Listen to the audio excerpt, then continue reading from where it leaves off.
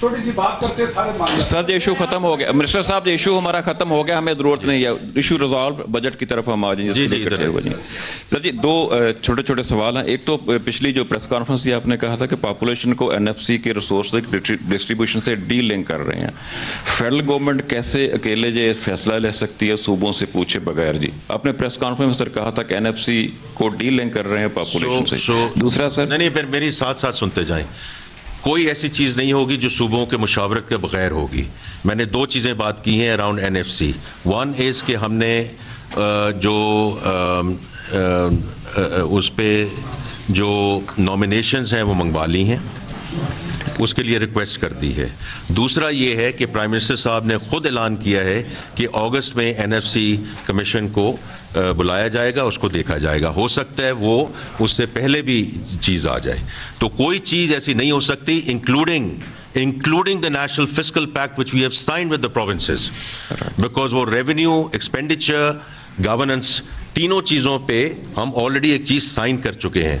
तो वो भी सूबों के मुशावरत से हुई है, हर चीज़ सूबों की मुशावरत से होगी। सर दूसरा सवाल, उसका फिक्र ना करें, आगे चलें। आज कई खबर हमने देखी है कि बिजली के बिल्स पे 10% सरचार्ज लगाने का फैसला किया जा रहा है। जी अच्छा जी, ये खबर दुरुस्त है सर या गलत है? कहाँ से आई है जी? मैंने अखबार में देखी है जी, बड़े अखबार में। ये आपने देखी है तो आप ही उसका जवाब दें, क्योंकि जब मैंने अगर बजट में कोई ऐसी बात नहीं की है स्पीच में, और आगे फाइनेंस बिल आपके सामने आ जाएगा, तो सिर्फ अखबारों में तो बात नहीं हो सकती।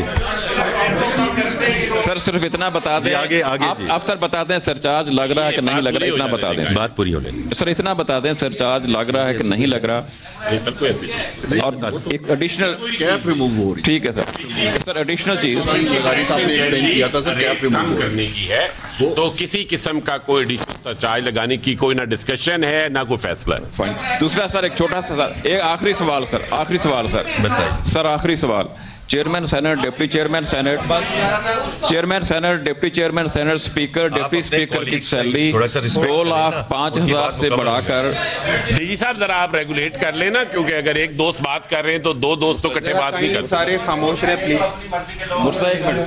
नहीं मर्जी नहीं देंगे सर, सवाल यहाँ बैठे हैं, यहाँ बैठे सर 29 मई को नोटिफिकेशन आया जिसमें chairman senate, deputy chairman senate, speaker, deputy speaker की सैलरी 2,05,000 से बढ़ा के 21 लाख रुपए महीना है sir.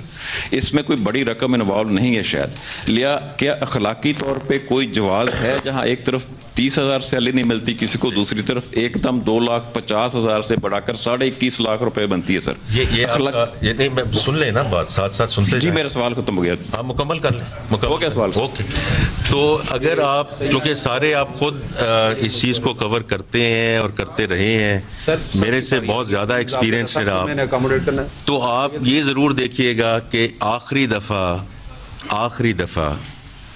whether it's ministers, whether it's state ministers, whether it's parliamentarians, उनकी सैलरीज को कब एडजस्ट किया गया था, ये ज़रूर देख लीजिए, क्योंकि मैं आपको कैबिनेट मिनिस्टर्स का तो हल्फन ये बयान कर सकता हूँ कि the last time it happened was